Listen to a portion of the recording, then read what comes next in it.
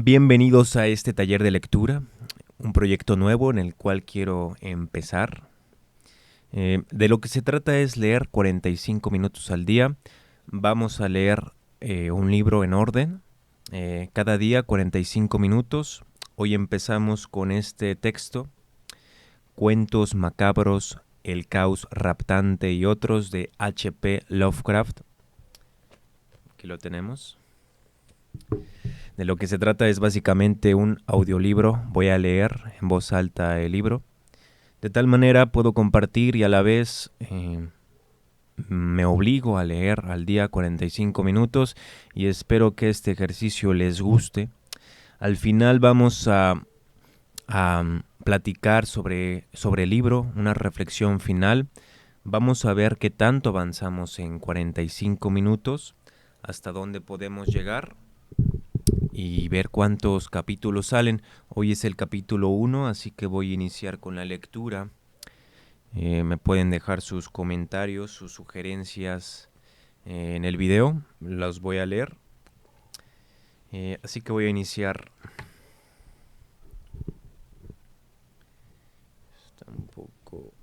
Está un poco alto.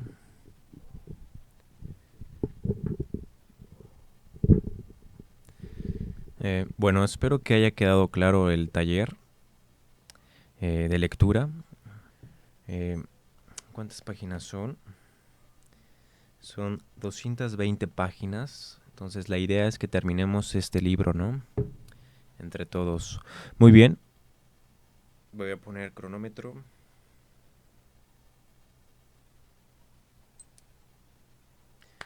Bien, 45 minutos. Pues de lo que se trata es de leer básicamente. No hay gran ciencia. Ok. De introducción. H.P. Lovecraft, de siglo XX, 1890 a 1937. Es un cuentista, poeta, novelista, creador del horror cósmico literario, padre de los mitos del Cthulhu. Nació en Rhode Island, Estados Unidos. No fue un trotamundos, pero consiguió ser un gran viajero nocturno sin fronteras. Forjó universos y dio a conocer dioses de lo insólito.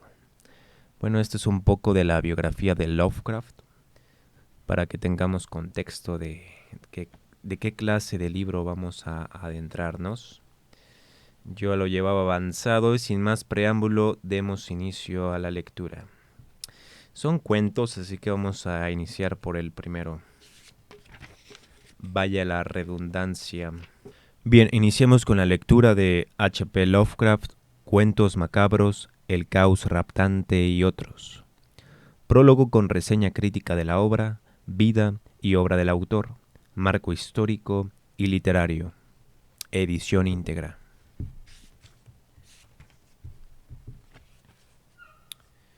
Prólogo. Marco histórico.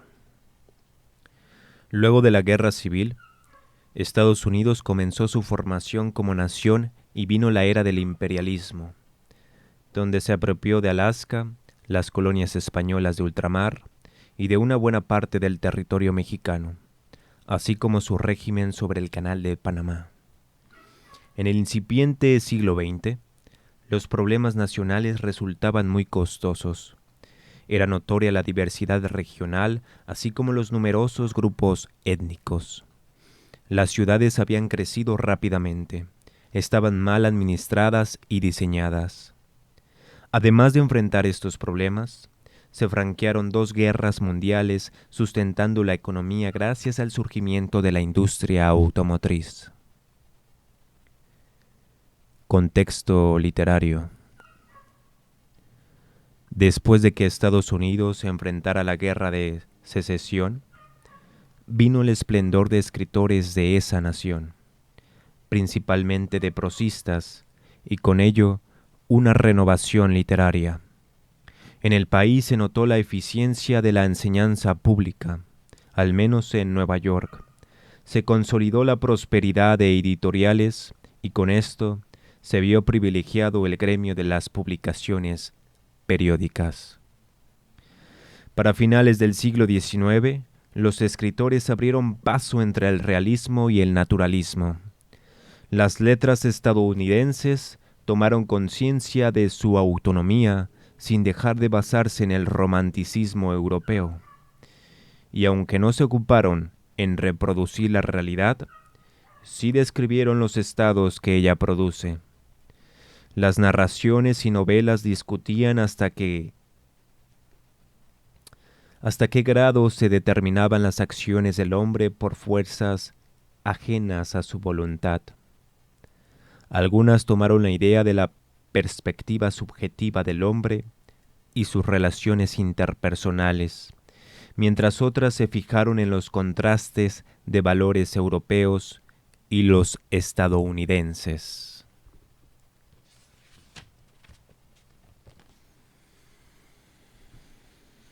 Entre el siglo que terminaba y el nuevo, los escritores que más popularidad alcanzaron provenían de la clase media.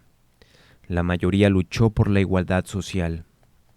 Entre los nombres más destacados encontramos al poeta Walt Whitman, a Nathaniel Hawthorne y a Herman Melville. Novelistas también al filósofo Henry David Thoreau, el humorístico Mark Twain y el prolífico Edgar Allan Poe. El gran maestro para Lovecraft. Vida de un viajero nocturno. El 20 de agosto de 1890, en Providence, Rhode Island, nació Howard Phillips Lovecraft, en el seno de una familia protestante. Su padre, Winfield Scott Lovecraft, un viajero dedicado al comercio, murió después de permanecer 5 años en un sanatorio mental, cuando su hijo tenía apenas 3 años.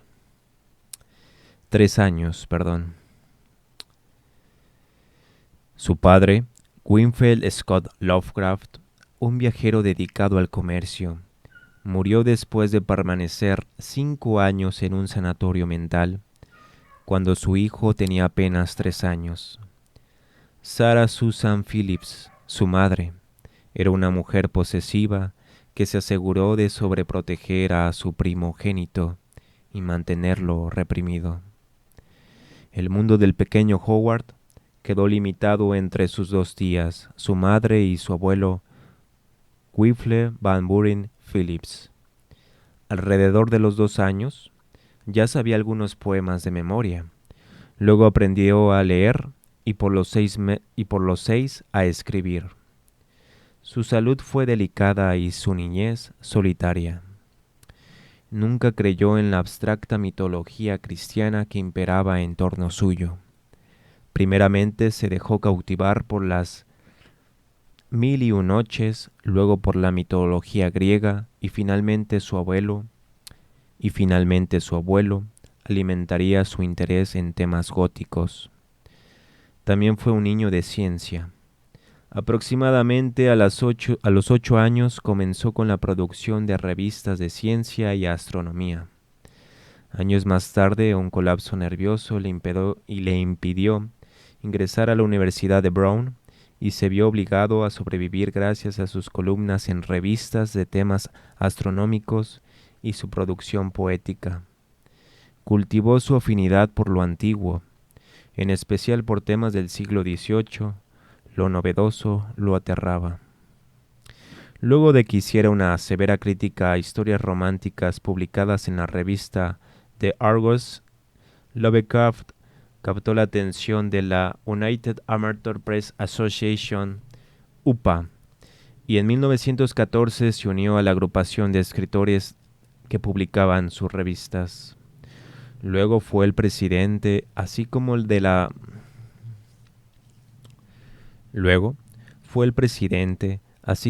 asociación rival, la National Amateur Press. A partir de 1917, fue un creador impasible de ensayos y poesía, época en la que ya sobresalía como narrador de terror, por ejemplo con sus cuentos La Bestia, El Alquimista, La Tumba y Dagón. Se abrió paso entre sus fieles seguidores y muy buenas críticas por parte de conocedores literarios. Consiguió no fenecer entre la penuria económica, la represión y la soledad, lleno de amargura y pesimismo. Después de alcanzar los 20 años, Lovecraft abandonó su estilo dieciochesco y adoptó el de un gran ídolo de entonces, Lord Dunsany. En 1919, la madre de Lovecraft fue trasladada al hospital. Ahí permanecería hasta su deceso 2 años más tarde. Por entonces el joven conoció a Sonia Huff Green, una colaboradora de UPA, 7 años mayor, en quien encontró la imagen de su madre fallecida y con quien se casaría el 3 de marzo de 1924. Con su matrimonio vino la estabilidad como escritor de Lovecraft, pues publicó varios relatos suyos en la revista Weird Tales, dedicada al género fantástico y del horror. Luego de algunos cambios en su vida, su producción literaria tomó matices nostálgicos. Regresó a Providence en 1926 y 3 años después se separó de Sonia. En esta nueva etapa de aislamiento, viajó de Quebec a Filadelfia, y así surgió la inspiración para sus prolíficos mitos de Cthulhu.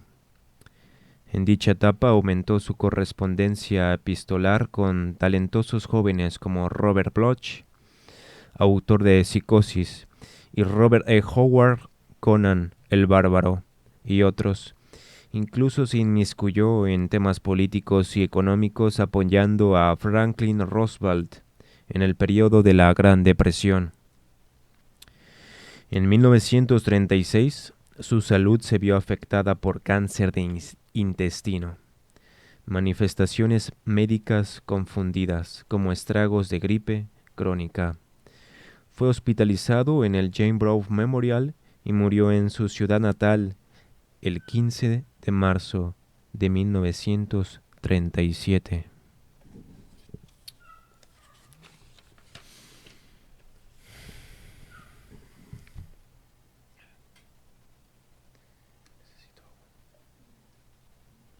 El relato de terror contemporáneo. Howard Phillips Lovecraft obtuvo el ímpetu sin copiar el estilo de Lord Dunsany, del británico Arthur Machen. Retomó las ideas del mundo pagano y la magia, también algo de William H. Hudson, y por supuesto no pudo mantenerse alejado de la influencia de su maestro Edgar Allan Poe. Sus primeras obras fueron en cierta medida imitando su estilo. Se le tiene como el innovador de la narrativa de terror, debido al modo en que desarrolló sus cuentos, pues la atmósfera de sus historias se acercó al género de ciencia ficción. Fue un historiador y sociólogo, pues describió con exactitud las zonas rurales de su estado natal, la clara decadencia de los habitantes y las costumbres del entorno. Su mente, dotada de una imaginación excepcional y amplia capacidad creadora, consigue llevar al lector a la Helade clásica, al Egipto de los faraones y a planetas fuera de nuestro universo. Se declaró realista al estar convencido de que, en esencia, las personas innovadoras son el resultado de la propia tierra natal.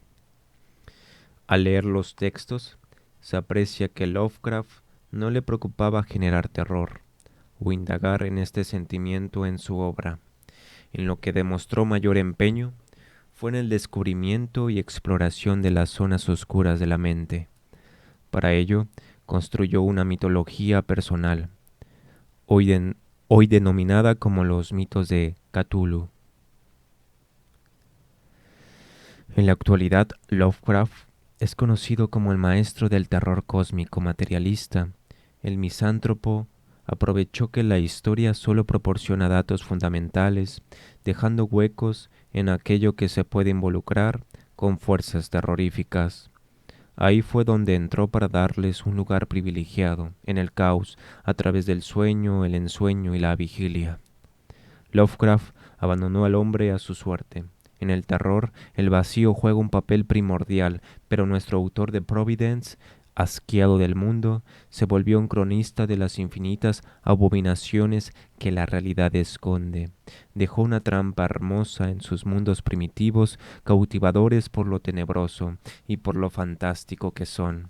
Sus trampas son impredecibles, con una decadencia mórbida, el sello de su época, con los beneficios del miedo anglosajón. Se puede tripartir la narrativa de Lovecraft del siguiente modo. Relatos de fantasía. Aquí es notoria la influencia de Lord Dunsany, por ejemplo, en La llave de plata y Los gatos de Ulthar. Este se desarrolla en un poblado que, aunque no venera a los felinos, los habitantes les guardan respeto, ya que los gatos vengaron a un gatito negro luego de que un par de ancianos siniestros desaparecieran. Los de horror. Estos tratan sobre la espantosa inmensidad del cosmos, de los poderes mágicos, de extraños lugares de la Tierra, de civilizaciones extraterrestres asentadas hace miles de años en nuestro planeta. Aquí entra Nyarlathotep y la llamada Cthulhu, cuyas historias tratan sobre monstruosas sectas secretas que buscan el renacimiento de dioses de impronunciables nombres.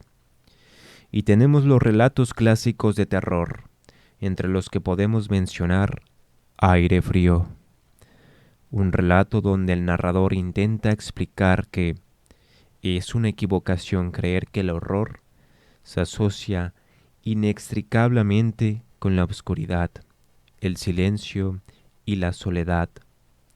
Esto tras conocer en una casa de huéspedes a una normal habitante mortuorio, que descubrió el modo de continuar con vida después de haber muerto. En la tumba, un hombre se aparta del mundo real, cosa que él no considera para seres humanos, pues quien se aparta de la compañía de los vivos, inevitablemente frecuenta la compañía de cosas que no tienen o al menos no demasiada vida. Consigue mantener el linaje de una familia terminada hace siglos. Entre los méritos de su obra está el haber sobrepasado con maestría el habitual horror psicológico, el meramente humano, por un cósmico existencial. Desplazó al hombre del centro de la narración e instauró el cosmos. Desplazó al hombre del centro de la narración e instauró al cosmos.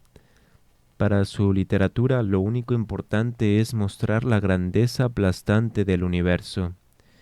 Evitó los diálogos, en cambio recurrió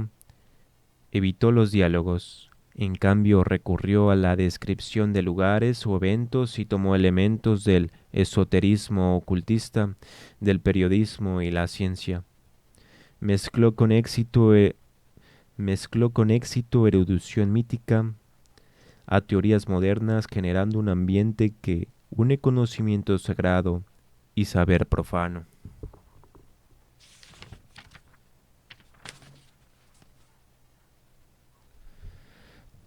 Además tenemos su más alabado acierto, su panteón de monstruos dioses ávidos de poder, que usan al hombre no sólo como instrumento para poderse liberar a través de Necronomicon.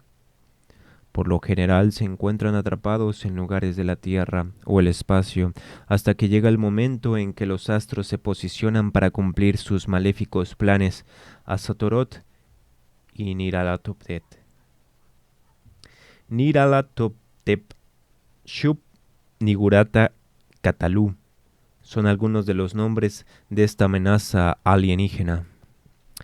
La mente de Howard Phillips Lovecraft, incluso ahora con prodigiosos inventos y adelantos, no deja de sorprendernos. Un autor hábil para causar impresiones fieles en el arte de la difícil literatura del horror, pues al tocar solo temas fantasiosos, la lógica humana está predispuesta a negar lo que leemos, pero ante la obra de este exquisito escritor solo queda continuar leyendo.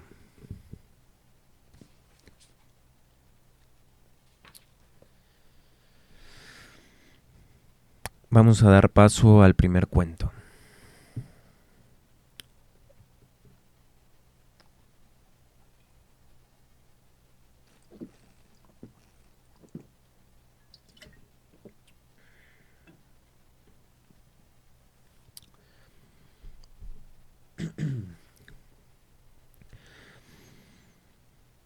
El terrible anciano.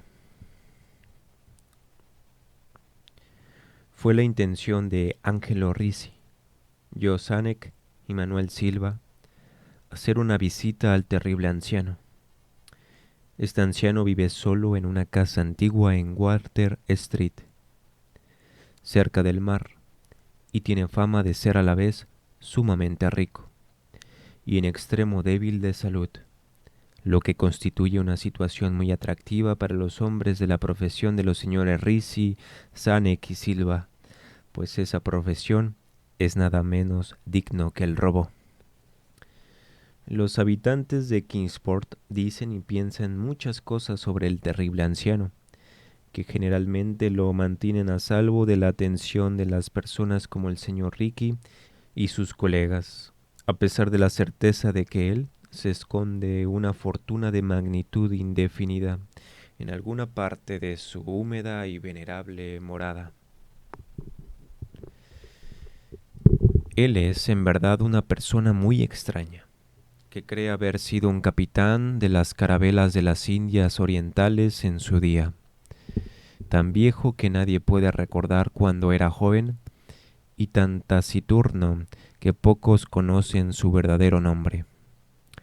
Entre los nudosos árboles, en el patio delantero de su residencia, tiene una extraña colección de grandes piedras, curiosamente agrupadas y pintadas de modo que se asemejen a ídolos de algún templo oriental obscuro.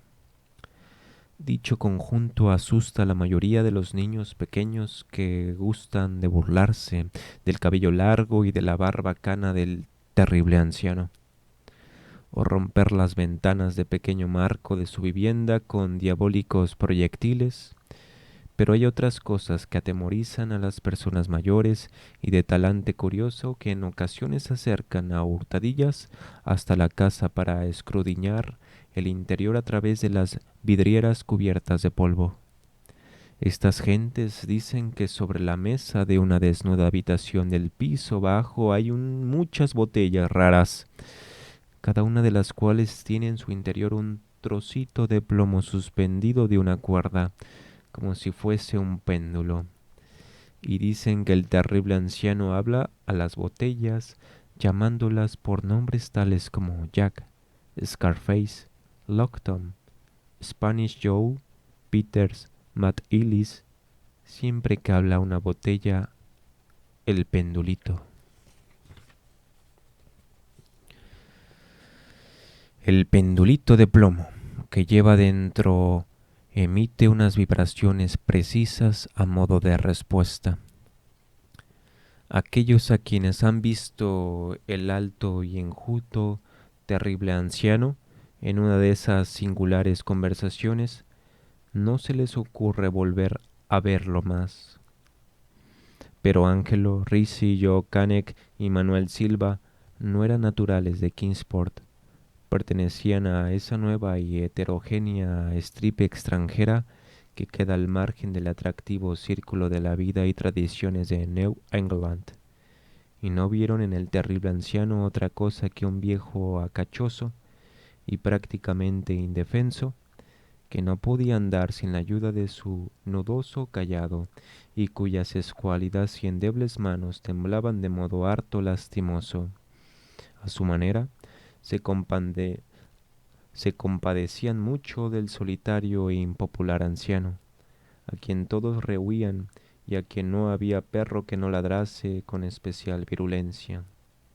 Pero los negocios, y para un ladrón entregado de lleno a su profesión, siempre es tentador y provocativo un anciano de salud enfermiza, que no tiene cuenta abierta en el banco y que para subvenir a sus escasas necesidades paga en la tienda del pueblo con oro y plata españoles acuñados 2 siglos atrás. Los señores Risi, Canek y Silva eligieron la noche del 11 de abril para efectuar su visita. El señor Rishi y el señor Silva se encargarían de hablar con el pobre y anciano caballero, mientras el señor Sanek se quedaba esperándolos a las 2 y a su presumible cargamento metálico en un coche cubierto en la calle Ship, junto a la verja del alto muro posterior de la finca de su anfitrión. El deseo de eludir explicaciones innecesarias en caso de una aparición inesperada de la policía aceleró los planes para una huida sin apuros y sin alcaracas.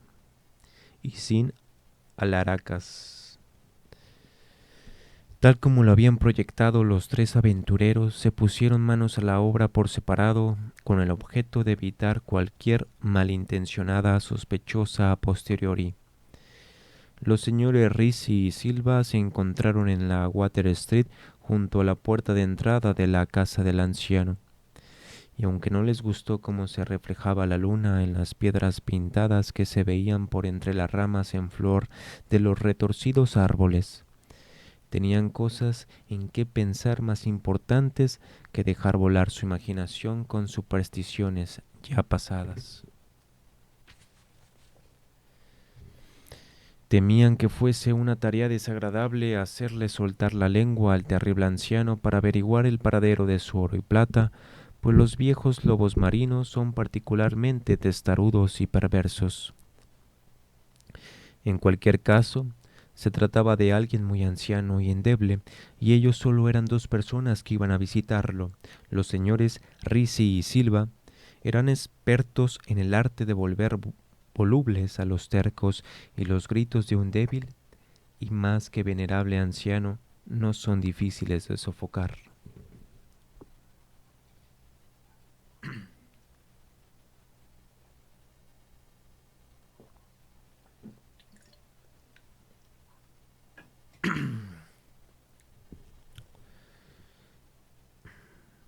Continuamos.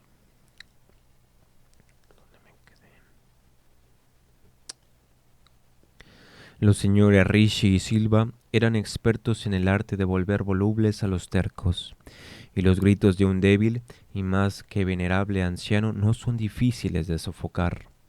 Así que se acercaron hasta la única ventana alumbrada y escucharon cómo el terrible anciano les hablaba en tono infantil a sus botellas con péndulos. Se pusieron sendas máscaras y llamaron con delicadeza en la descolorida puerta de roble. La espera les pareció muy larga al señor Sanek, que se agitaba inquieto en el coche estacionado junto a la verja posterior de la casa del terrible anciano, en la Sheep Street. Era una persona más impresionable de lo normal, y no le gustaron nada los espantosos gritos que había oído en la mansión momentos antes de la hora fijada para iniciar la operación. ¿Es que no les había dicho a sus compañeros que trataran con el mayor cuidado al pobre y viejo lobo de mar? Presa de los nervios, observaba la estrecha puerta del roble en el alto muro de piedra cubierto de hiedra, no cesaba de consultar el reloj y se preguntaba por los motivos del retraso. ¿Habría muerto el anciano antes de revelar dónde se ocultaba el tesoro y habría sido necesario proceder a un registro completo? Al señor Sanek no le gustaba esperar tanto a oscuras en semejante lugar. Al poco llegó hasta él un ruido de unas ligeras pisadas o golpes en el paseo que había dentro de la finca.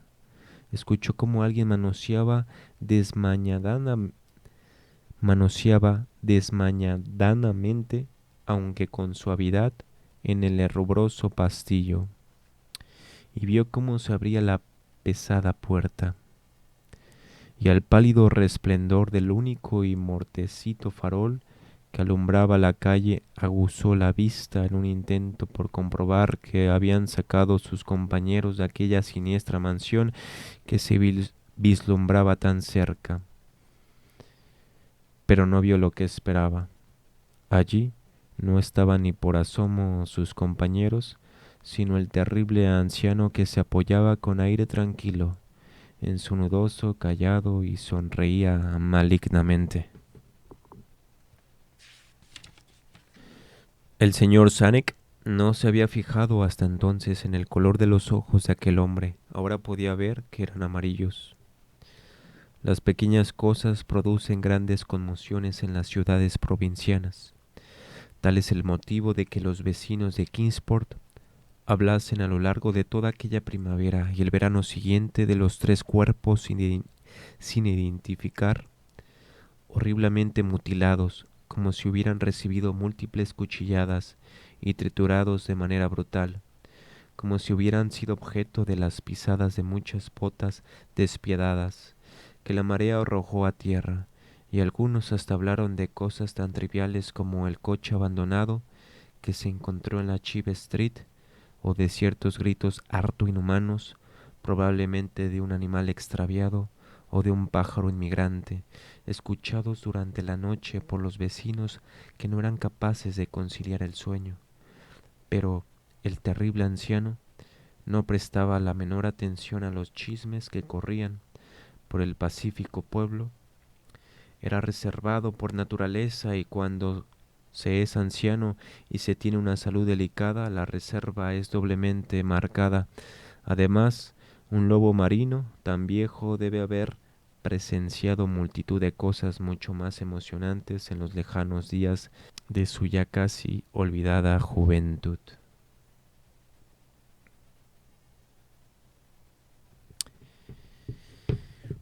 Bien, pues aquí termina el primer cuento, bastante corto. Me parece que ya no hay seguimiento.